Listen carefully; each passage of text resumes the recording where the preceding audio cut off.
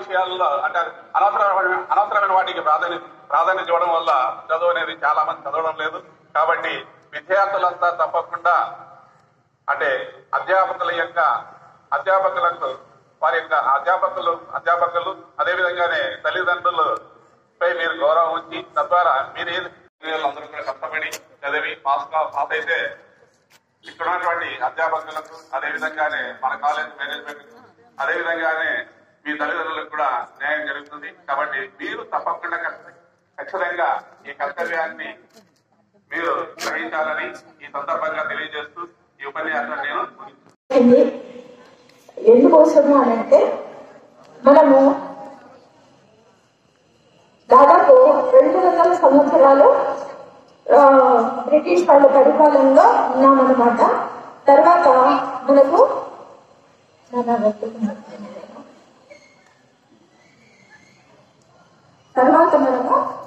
మనకు స్వరాజ్యం అనేది రావడం జరిగింది. ఎప్పుడొచ్చింది మనకు స్వరాజ్యము?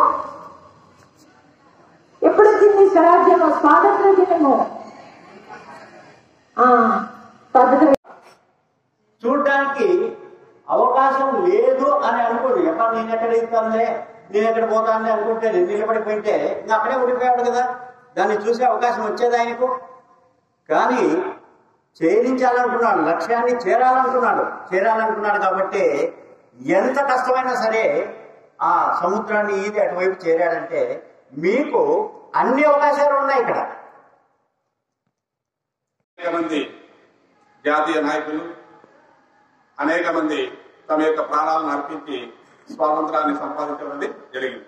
అంటే వారిని మనకు స్వాతంత్రం సంపాదించినటువంటి నాయకులను గుర్తించుకోవాలంటే తప్పకుండా స్మరించుకోవాలంటే ఈ యొక్క జాతీయ పండుగల్లో వారి గురించి చెప్పవలసి ఉంటుంది.